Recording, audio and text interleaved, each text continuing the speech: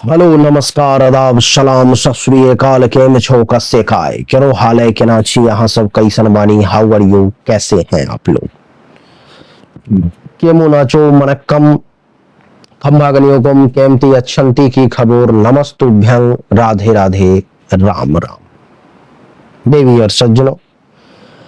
आज के इस वीडियो में मैं राजा मिश्रा आपको बताने जा रहा हूं सी नाम वालों के लिए 2025 का समय कैसा रहेगा। ग्रहों की स्थिति को पहले समझ लें।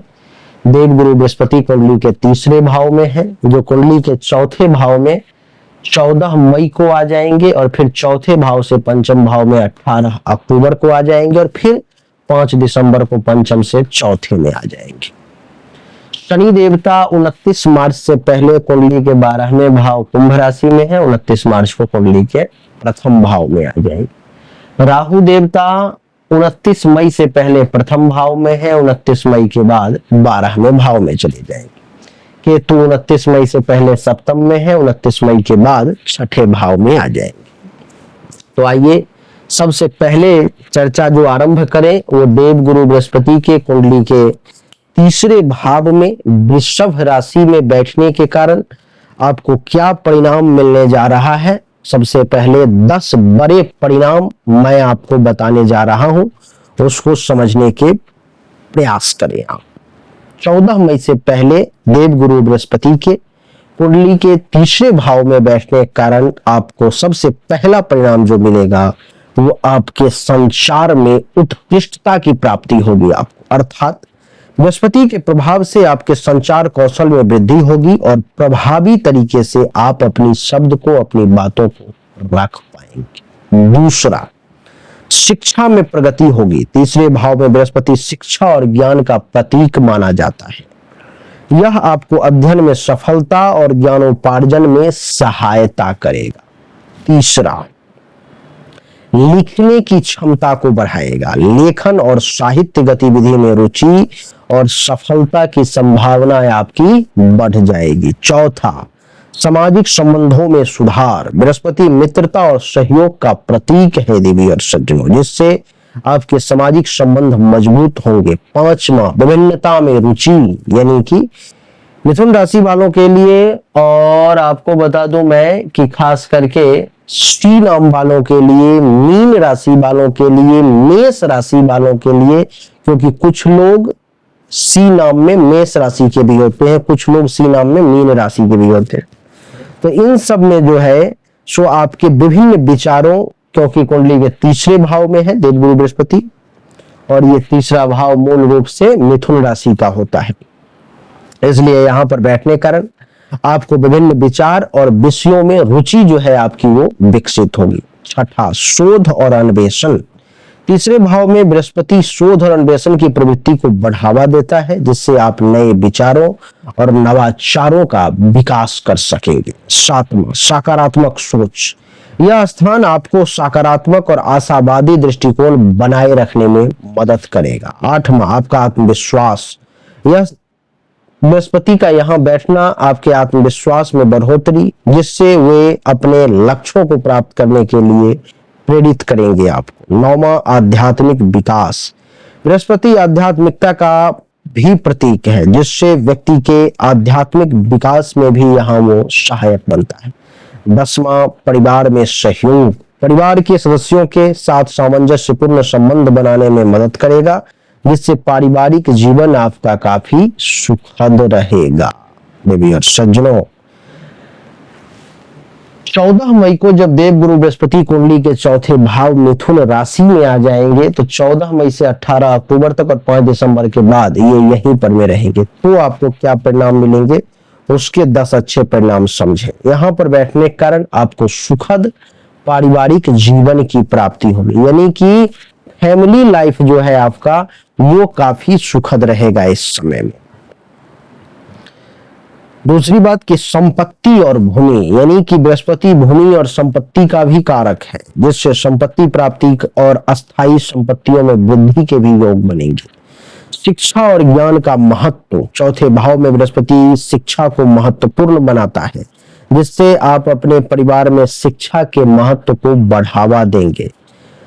चौथा, सकारात्मक मानसिकता, यानी कि बृहस्पति सकारात्मकता और विकास का प्रतीक है, जिससे आपके मानसिक स्वास्थ्य अच्छे होंगे।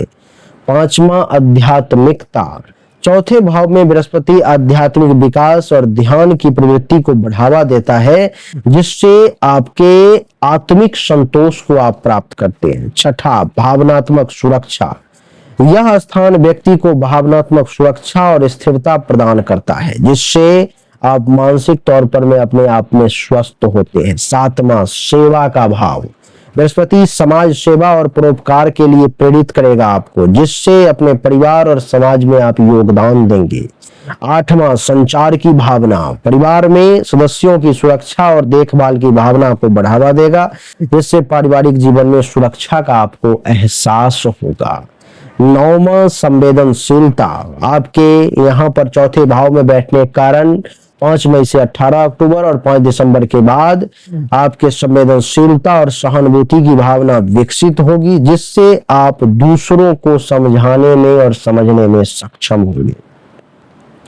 स्वास्थ्य, आपका स्वास्थ्य भी जो है बृहस्पति बेहतर करने का प्रयास करेगा और मानसिक तनाव को भी दूर करेगा।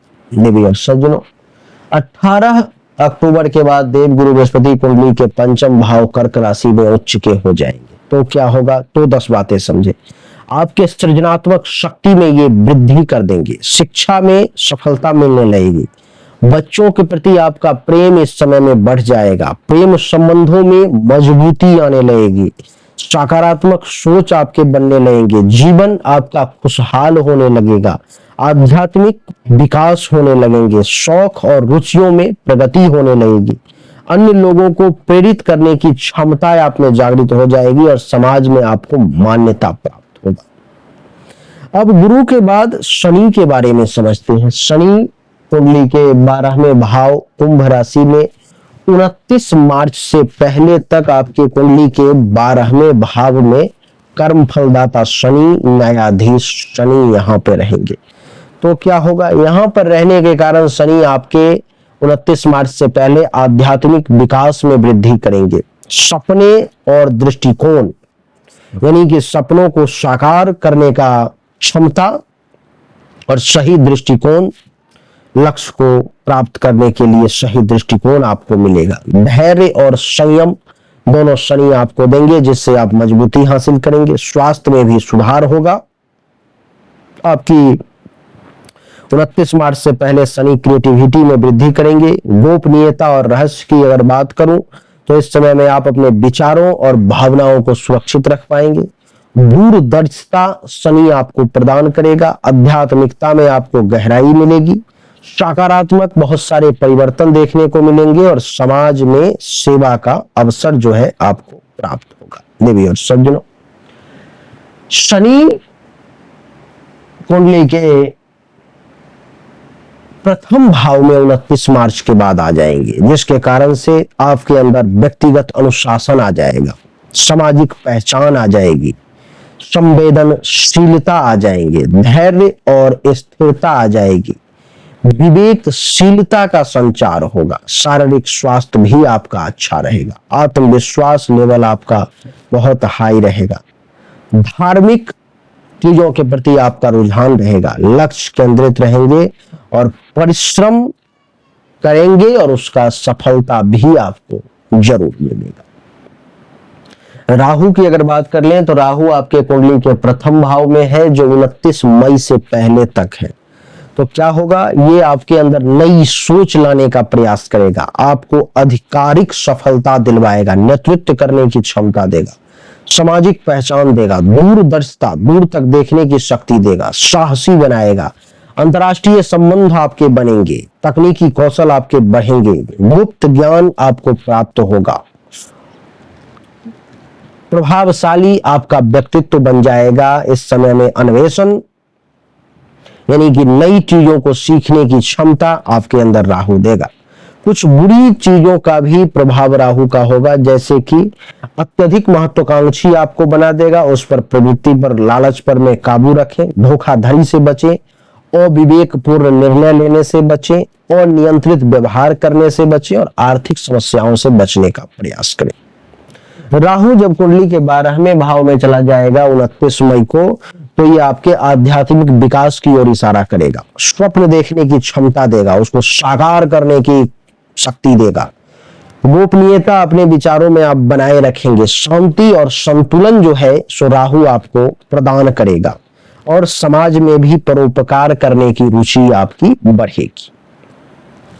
कुछ बुरी चीजें भी राहु देगा, जैसे कि मानसिक तौर पर में चिंता भी आपको 29 मई के बाद राहु देने की कोशिश करेगा। धोखाधड़ी से बचना चाहिए, रूटीन को आप बना करके रखें क्योंकि राहु रूटीन को खराब कर देगा। विपरीत परिस्थिति से बचने का प्रयास करें, व्यसन से बचने की कोशिश करें क्योंकि राहु आपको व्यसन में डालने का प्रयास करेगा। अब केतु की अगर बात करूं तो केतु कुंडली के 7वें भाव में 29 मई से पहले रहेंगे, जिससे क्या होगा कि आपके आध्यात्मिक संबंध जो है सो भी बढ़ेंगे, वैवाहिक संबंध में भी सुधार आएगा, साझेदारी में आपके पार्टनरशिप में भी गहराई देखने को मिलेगी।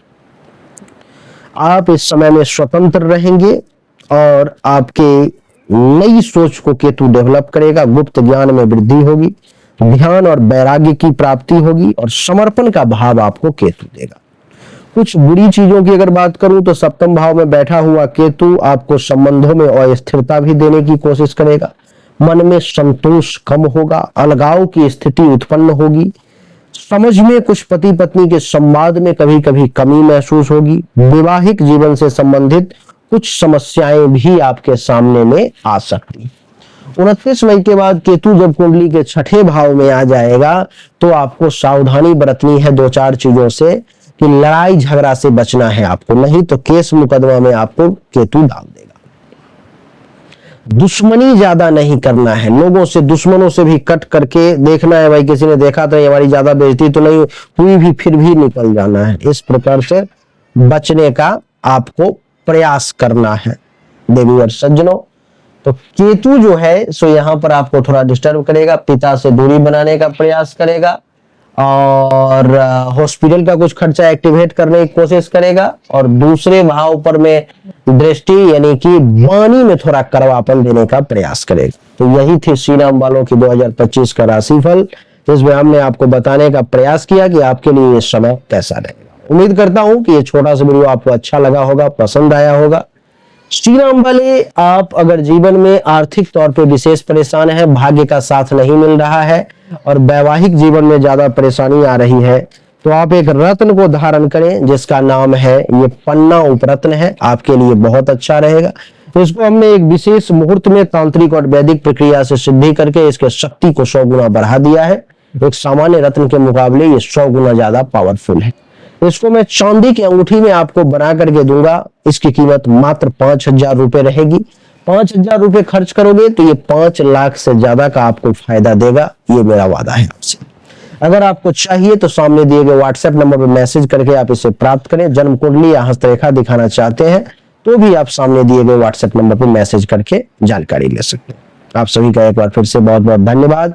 Thank you so much. जय हिंद, वंदे मातरम। बोलिए राधे राधे, राम राम।